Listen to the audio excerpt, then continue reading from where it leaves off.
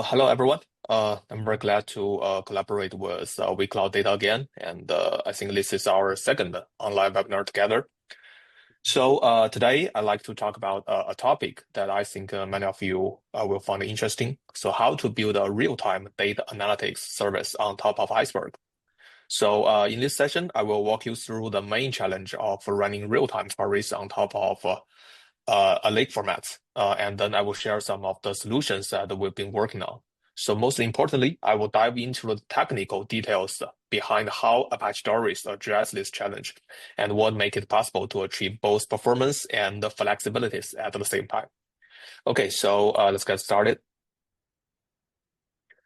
Okay, first, let me quickly introduce myself. So my name is Mingyu Chen, and I'm PMC chair of Apache Doris, and also the co-founder and the VP of engineering at ValueDB. Yes, the ValueDB is a company built around commercializing Apache Doris. Yeah, of course, I realize that some of you may not be very familiar with Doris yet. So later on, I will give a short introduction to help set the context. And as for myself, I've been working on in this field of analytical database system for more than 10 years.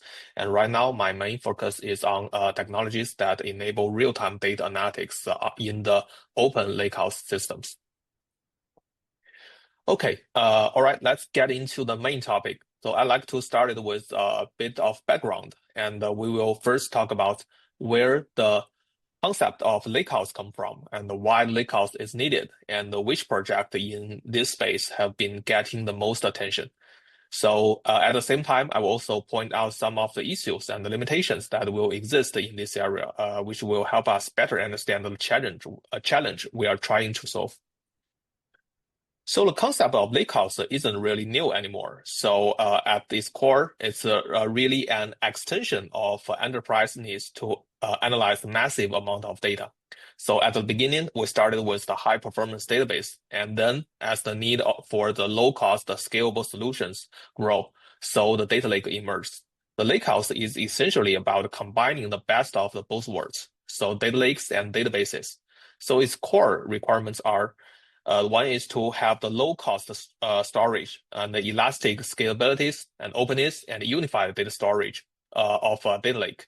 And then is to have the performance, transactional support, and the unified analysis capabilities of the database systems. So to sum up, so organizations need real-time analytics on massive dataset stored in data lake without sacrificing the performance, the data freshness, or breaking the budget. Okay, so the lakehouse is really about bridging the gap between the data lake and the database. So the thing is, the data lakes and database were originally designed for very different use cases, like I said before. So before the concept of the lakehouse come along, the enterprise faced a tough choice. So either to sacrifice performance in order to get flexible, low-cost data storage and the processing by using data lake, or give up the flexibilities and pay higher cost for high performance analytics by using a database. So over the past few years, many projects have been trying to close this gap between data lake and the database. So searching for solutions that can offer the best of both worlds. So among these projects, the Iceberg is a classic example of the lakehouse evolution. So honestly, we should not call Iceberg a lakehouse. So it is just a table format. So over the years, Iceberg has grown and ultimately outcompete other lake formats, becoming the de facto standard for lake table formats. So why lakehouse stands out? So in fact, Iceberg, along with the project like Delta Lake and Hoodies, is essentially addressing one key problem to manage data files on the lake. That is the fundamental element for data analytics. So back in Hadoop and Hive area, so massive amount of files were stored on HDFS or object storage, but these were no effectively way to manage them. So no version control, no schema management, and no transactional guarantee. So while it was possible to store large volume of data at low cost, the difficulty and the efficiency of the data management made high performance analytics nearly impossible. So the lake table format like Iceberg introduced a table metadata management layers. this allows transactional operation, the schema, and the version information to be managed in a unified way. So by leveraging the partitioning and the indexing information, so they also provide efficient data pruning and management capabilities, so making the lakehouse vision achievable. So and Iceberg did the best among of other open lake formats. A part of its elegant standard design, I think there might be also a bit of lucky involved. So, but anyway, Iceberg is indeed the open table format that gets mentioned at the most nowadays. Okay, now let's take a look at the challenge that still remain when we try to build the real-time queries on top of a lake format like Iceberg. So when we talk the real-time queries, so we are usually referring to the high concurrency, low latency scenarios. So for example, so hundred or even thousands of concurrency requests with a sub-second response time. And these are the kinds of scenarios that a database is very good at. But providing the real-time analytics on a data lake brings several major challenges. The first is the metadata management. So Iceberg does give us an efficient file management way, but as data volume grows and the data volumes grows and the write frequency increase, the things like manifest file booms, loss of version files, and the accumulation of small files all start to slow down the performance over time. And the second is I/O challenge. So lake tables are usually stored on shared object storage. So most commonly, a shared object system, storage system. So most commonly like AWS 3, the object storage. So compared to the local disk used by many databases, the object storage has much lower performance in terms of like the IOPS, the latency, and the random access. So this fundamentally limits the real-time query capabilities. And the third, the query engine itself. So Iceberg only defines the table format and the management, the metadata management. So the raw computation performance of the query engine directly determines how fast and scalable queries on lake table can be. So next, I will introduce Apache Doris and show you step by step how Doris tackled and solved each of these challenges. Okay, so let's move on to what and why is Apache Doris. So let me get started with a quick introduction of Doris. So Doris is a high-performance analytical database with its own storage format and computation engine. So it offers a wide variety of data ingestion methods, make it very easy to bring in data from mainstream sources and run high-performance real-time analytics on top of it. So Doris is also compatible with the MySQL protocol and support the standard NSI SQL syntax. That makes it very user-friendly for anyone who is really familiar with SQL development, and it's also simple to use. But today, I want to highlight another major capabilities of Doris, so it can act as a unified query engine. So that means Doris can directly query external lake tables or its own internal format or even other data sources and run arbitrary join queries across them. So in the next part, I will focus on how Doris deliver real-time queries service on top of the lake tables and how these capabilities help fulfill the vision of the lakehouse. Okay, this is community. So Apache Doris became the top-level project of the Apache Software Foundation in 2022, and since then, it has built a very active community and a user base. So we now have more than 400 contributors and over 14,000 start on GitHub and more than 5,000 enterprise users.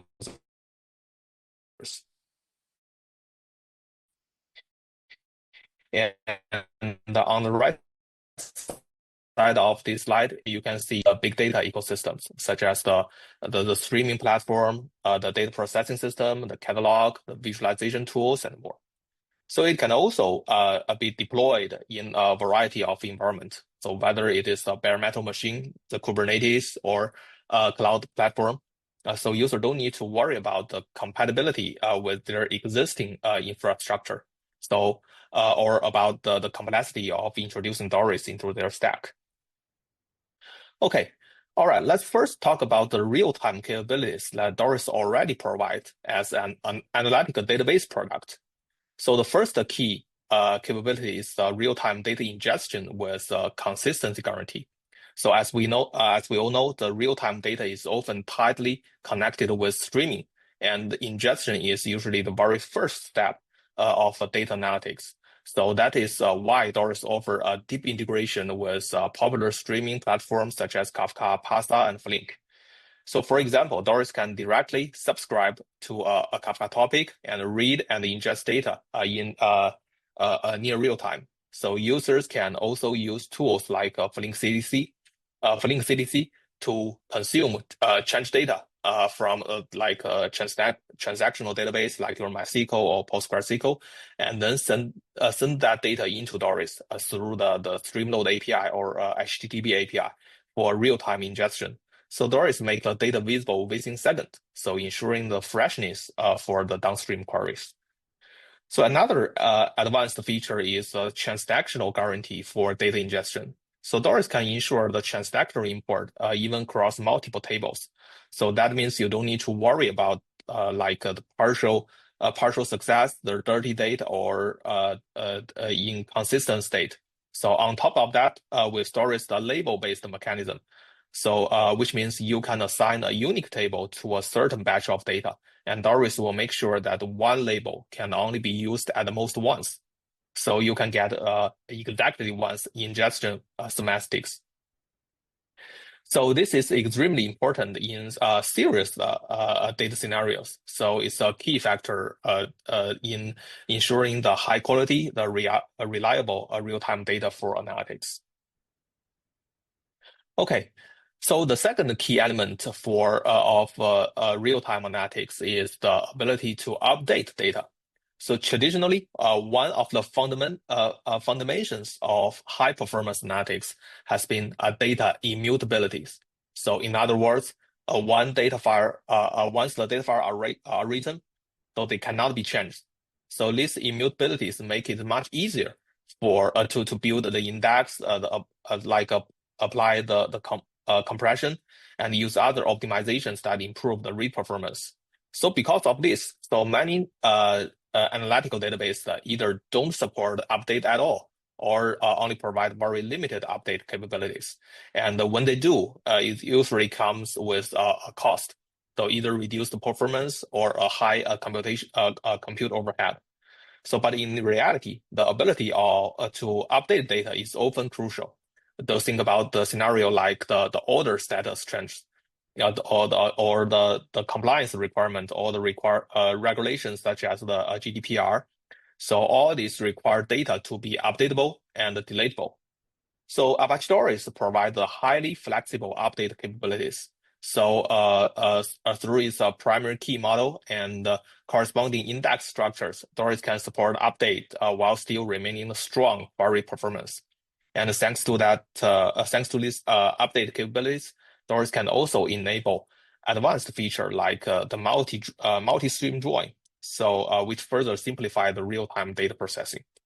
You can see on the right side of this slide, there's a performance comparison of Doris against other alternatives in the update-heavy scenarios.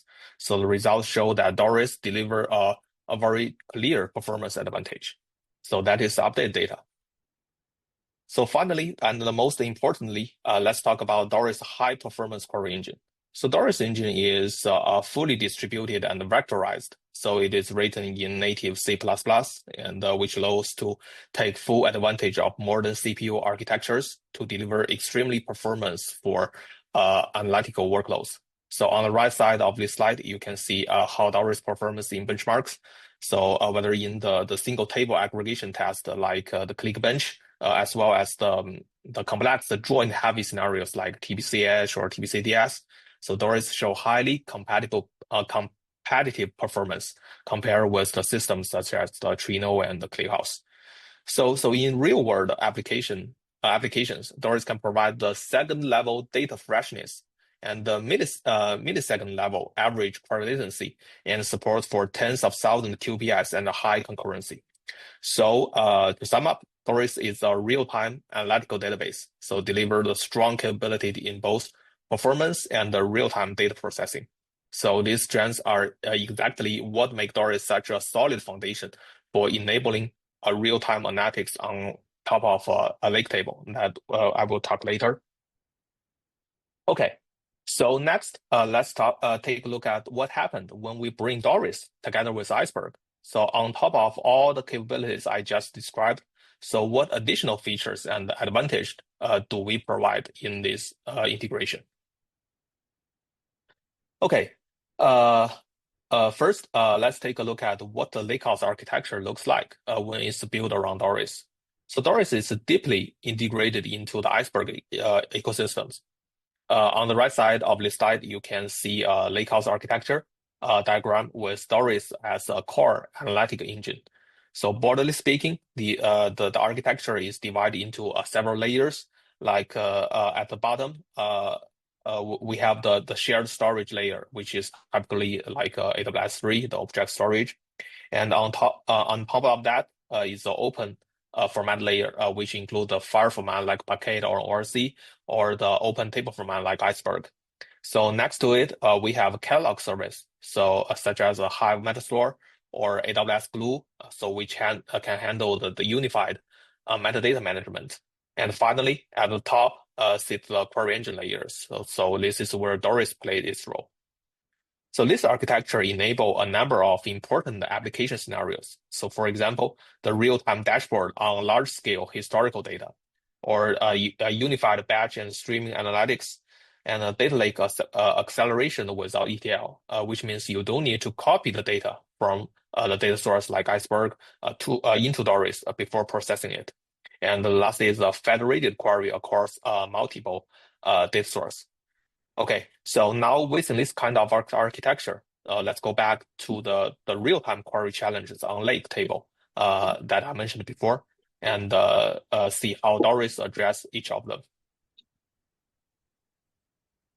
Okay, so the first challenge is I/O. So as we all know, the object storage can provide a very high throughput, which is naturally advantage for a large sequential read.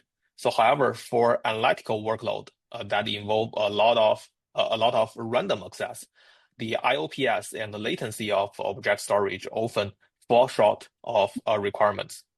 So to address this, Doris implements two major type of I/O optimizations. So the first is to optimize the I/O access patterns. So to align with the high throughput nature of object storage, Doris automatically detect adjacent I/O request and merge small request into large one. So this reduces the number of IOPS and increase effective throughput. So in addition, Doris launches prefetch thread. So while the CPU is processing the current batch of data, the prefetch thread read the next batch in advance, so making full use of available bandwidth. So these optimizations significantly reduce the I/O request and dramatically increase throughput. So the second optimization is using the local caching for low latency. So simply increasing throughput is not enough to solve the query latency issue. So the high-speed local disk and the memory cache are critical. So Doris provides the multiple level of caching. So like the metadata caching, the data file caching, and the query result caching to efficiently handle repeatedly access to hot data and deliver low latency query response. So furthermore, Doris has implemented deep optimizations for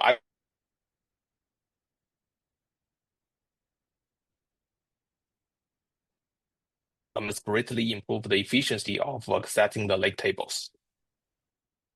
Okay, the second aspect is the data scanning and the task scheduling. So in real-time analytic scenarios, so we usually mean online service, so which require a predictable query latency. So however, when accessing the lake table, a large portion of the latency comes from the network I/O, so which can be unpredictable. So to address this, Doris introduced a priority-based task scheduling framework. So this framework is especially effective in mixed workload with both large and small queries. So for example, it prevents a single large query from occupying all thread and starving like smaller queries. So this mechanism help ensure that query latency remains predictable. So on the execution side, Doris also applies a series of runtime optimizations. For instance, the dynamic partition pruning guarantee predictable on partition columns at runtime, so allowing unnecessary partitions to be skipped. So, or in the top-end query, like select star from table, order by a column limited, like 10. So Doris used a two-stage access strategy to avoid reading unnecessary columns. So all these technologies are designed to minimize the unnecessary I/O and improving overall query performance and keeping latency under control. Okay, that is second part. Okay, the third part focuses on the open table format. So Doris provide a fully native Parquet reader implemented with vectorizations. So on top of that, Doris apply a wide range of optimizations specific to a file format. So for example, it can push down the predicate and leverage like Parquet's row group index, the Bloom filter index, and the page index to prune unnecessary column and pages. So additionally, features like the late materializations help reduce I/O under the high selectivity conditions. So all these optimizations together significantly improve the query efficiency when working with open file formats. Okay, so in summary, with a series of optimization across like I/O, the scheduling, and the file format, so Doris has significantly reduced the latency of accessing lake table, so providing a solid foundation for real-time analytics. Okay, so next, I'd like to introduce the most important feature and the core topic of today's talk, like a materialized view, so which we call the bridge between the lake and the database. So materialized view provide a way to combine data, computation, and persistence, which help reduce the runtime computations. So this is especially beneficial for complex analytical queries, so where they can deliver significant performance improvements. So as you can see in the diagram on the right, so a materialized view acts like a bridge, so connecting the data in the lake with the database query engine. So compared to other query engines, so Doris' main advantage is that it has its own highly efficient internal storage format. So materialized view built on top of this format can provide a much better access performance than the open formats like Parquet or ORC. So further enhancing the query efficiency. So for query accelerations, so Doris the query optimizer support the transparent rewrite. So this means users don't need to modify their original SQL or even be aware of the materialized view. So the optimizer automatically detects the matching materialized view and use them. So it can even combine partial data from like a materialized view with the original data to return results. So enabling your data administrators to transparently accelerate queries for users. So regarding the data refreshness, so Doris support the materialized view refresh schedules ranging from seconds to minutes. And additionally, it supports the partition level incremental refresh, so which help minimize the overhead of refreshing the materialized view data. Okay, so in real-world user scenarios, we can see that a carefully designed materialized view can deliver huge performance improvements. So this is expected. So if a query hits a materialized view, there is virtually no runtime computation required at all. So this makes materialized view particularly well suited for the real-time business workload. And at the same time, from the perspective of data correctness and freshness, so Doris provides the flexible strategy to control the materialized view usage. So for example, you can set a tolerable data latency, so allowing users to balance the data freshness and the query performance according to their needs.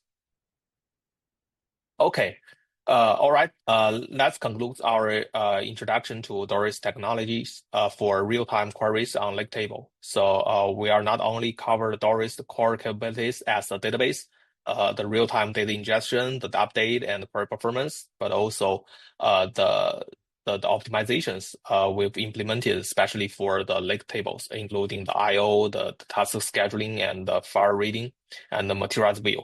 So now I'd like to briefly share the Doris current and feature plans for contributing contributing to and the integration with the Iceberg ecosystems.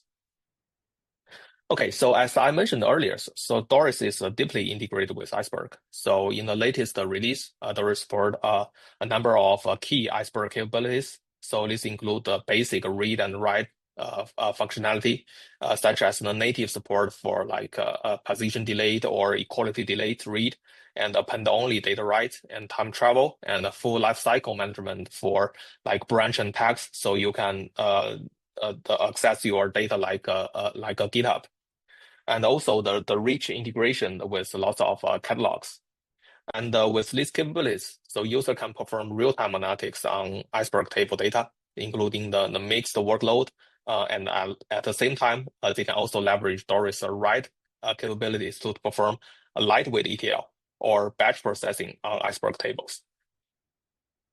And at the same time, we are continue to enhance Iceberg's data management and capabilities and introduce new features such as data rewrite, the snapshot measurement.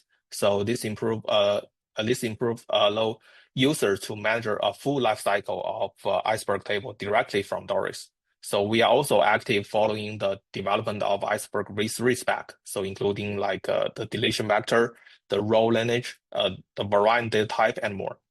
So in addition, we are exploring way to make materials view even more real time, such as incremental refreshness based on the bin log or the CDC or change of data capture, and further improve the Iceberg's real-time capabilities. So our vision is to make the Iceberg a first-class citizen in Doris, so providing the complete, full-featured, and real-time analytics on top of Iceberg table. Okay, before we wrap up, I'd like to briefly introduce the Apache Doris community resource and the commercials offering. Okay, so Doris is a very active Apache project, like I said before, and we warmly welcome everyone to explore and get involved. And there are plenty of use cases, learning resource, and contribution guide available. And you can also find multiple channels to connect with community and get support or share ideas. Okay, and finally is the WebDB is a commercial company built around Apache Doris, and we provide the managed cloud offering as well as an enterprise version of Doris.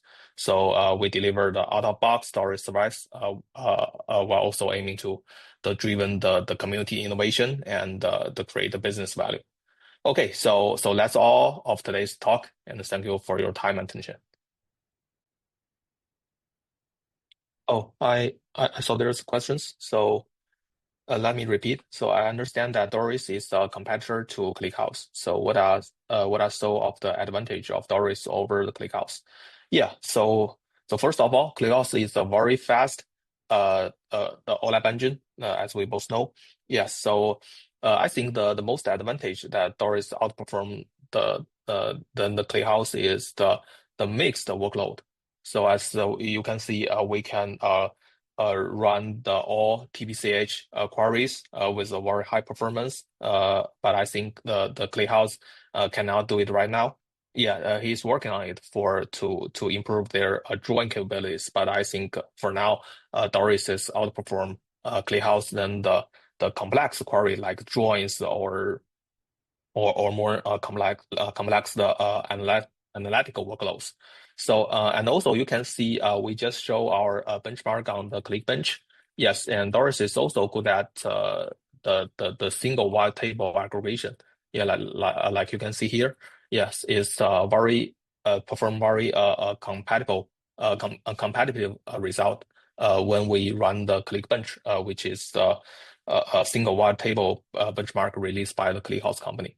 So I think if you only if you have the single table queries or the multi-table drawing queries, and I think the Doris is a the better choice for you. Yes. Yeah, and yes, yeah, our teammate Kobe has just shared a blog from our website, and you can see the more the detailed comparisons.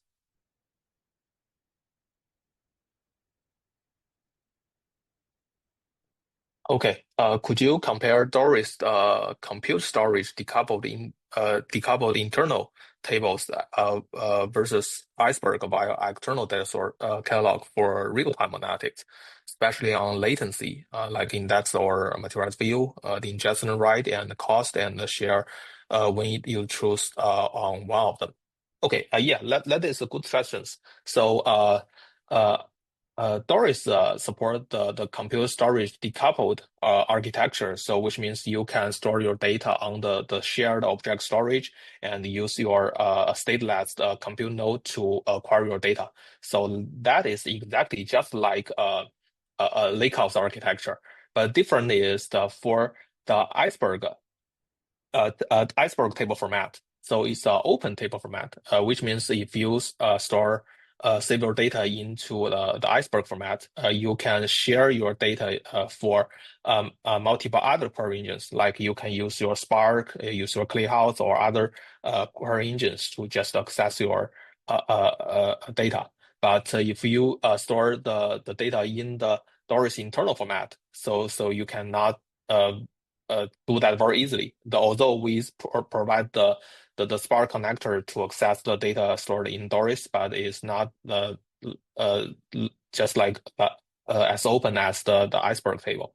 Yeah, but the advantage of the Doris internal format is that it has a much higher performance than the Iceberg table because we do a lot of optimizations for the internal table format, like the index, the data layout, some sort of that. So there's a comparison in our website. You can see we compare to the uh, Doris query the Iceberg table, and Doris query the Iceberg table with data cache, and Doris query the internal table format.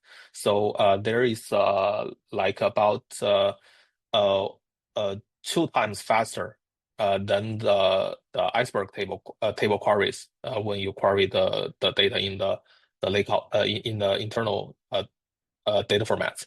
So I think if you have a shared you need a shared data storage to store a massive of your data. Maybe you can choose the Iceberg table. But if you have just a single data set, like terabytes or hundreds of gigabytes, I think you can just use storage internal format to store your data. And that is also very cost efficiency and high performance. Okay. Okay. Can you please compare with Starbucks as well? And can you comment their new version? Four? Okay. That is the interesting question. So, um, yes. So first of all, we can treat Starbucks like Starbucks and Doris like the Chino and Presto. So Starbucks is a folk version of Doris, like 3 years ago. Yes, and I think the most difference between us and the Starbucks that Doris are most uh, uh, let me how to say that is good at the semi-structured data analytics that I didn't say I didn't show that in today's topic. So we have the like a variant type. If you know that it's designed for the JSON type, so you can like analytic the JSON data in a very flexible way and a very high efficient way in Doris, and we support the full text search, the inverting index, so you can use Doris to uh, in some scenarios to replace your Elasticsearch to analytic your like the log, the trace, and the metrics. Yes, and I think that is the part of difference compared to the Starbucks. Yes, and yeah, I didn't see their release note of the version 4, but we are. But I can share something about our the latest version is also the Doris version 4. It will be released at the end of this month. Yes, and it support the more AI capabilities for your data analytics, like the AI function, like the LLM functions to like summarize or to do some search in your data and return the knowledge, and also we support the vector store and the vector index. So you can use Doris like a unified query engine to analyze like your structured data, your unstructured data, and semi-structured data, just in the all in one in Doris. Yes. Okay. So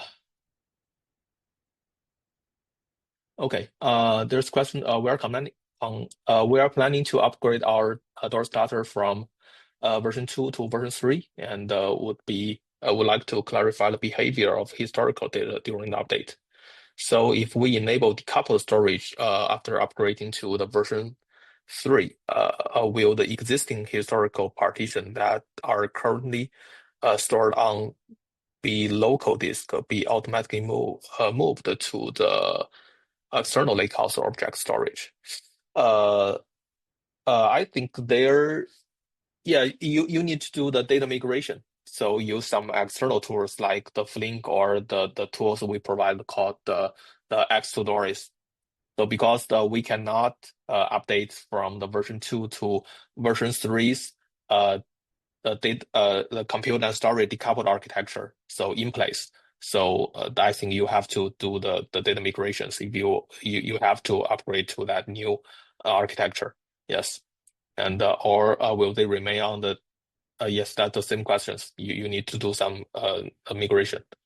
Yes, and if you encounter some problem during your migration, you can join our Slack channel, and I think we can find some way to help you.